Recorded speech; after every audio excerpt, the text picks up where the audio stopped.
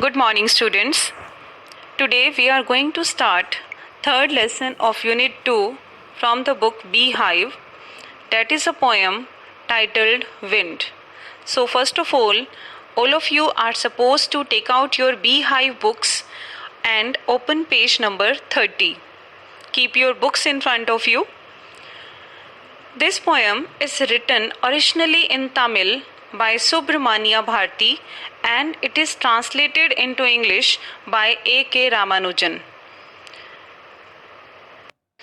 As we all know that wind is a natural phenomena which occurs. Basically, in this poem, the poet talks to the wind. The power of wind has been described and the poet says that the wind is destructive.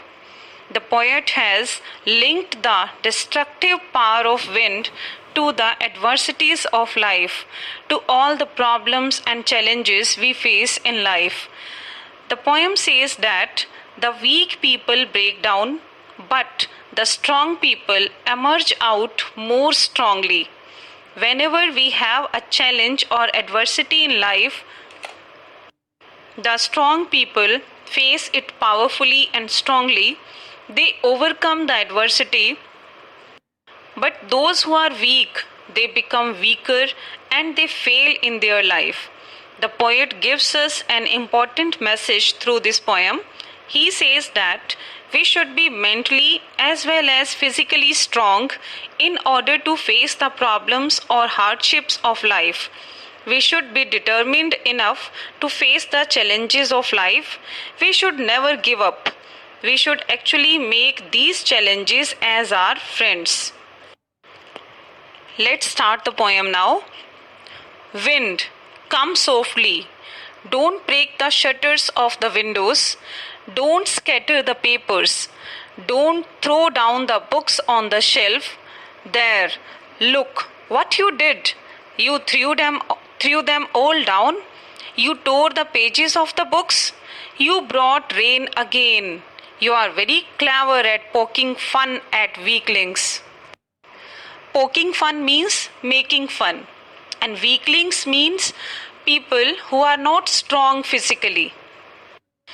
In the opening lines, the poet is talking to the wind. He is asking the wind to come softly. He says that wind should not be very hard or loud. It should be soft. And the powerful wind breaks the shutters of the windows and it scatters the papers, and when the wind is very powerful, all the books kept on the shelf also fall down. Here the poet is describing the power of wind, and then the poet is saying to the wind, look, what have you done? You threw them all down. So whom the poet is talking to? He is talking to the wind. He says that, look, what kind of destruction you have made.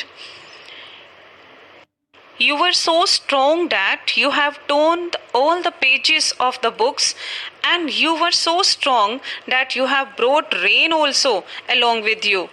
And you are very clever also that you are making fun of the people who are not physically strong. He says so because whenever there is strong wind, the little plants fall down, the little children also get scared. So that is what the poet is telling, that don't be very harsh or strong because you cause a lot of destruction. So we can say that in the initial part of the poem, that is referring to the wind as a young child.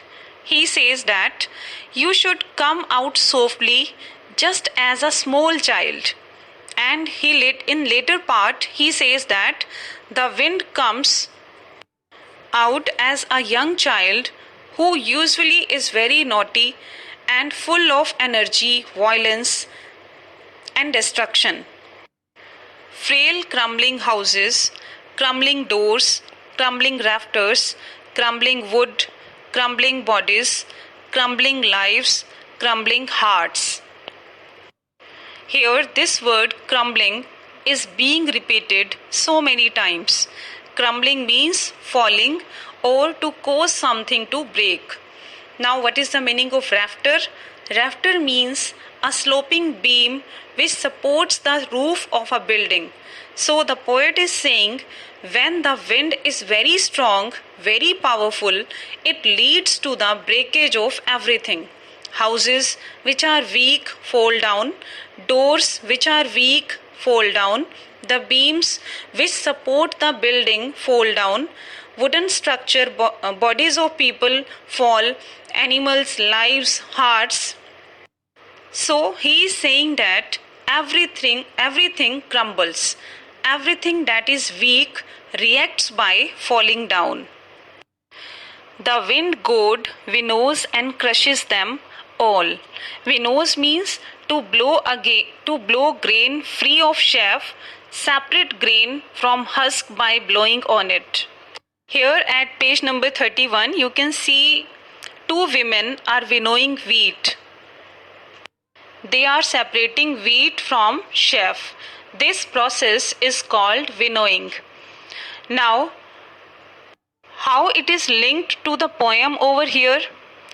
The poet addresses wind as wind goad, and he says that the powerful goad of wind winnows, that means the powerful god of wind winnows, that means he also sifts all the people, and those people who are weak fall down and they get crushed. So here a comparison is being made to wheat and people, and just like we winnow the wheat to separate the grain from the chaff, the poet says that the wind god separates the strong people from the weak people. When there is a strong wind, the weak things fall down and they get crushed.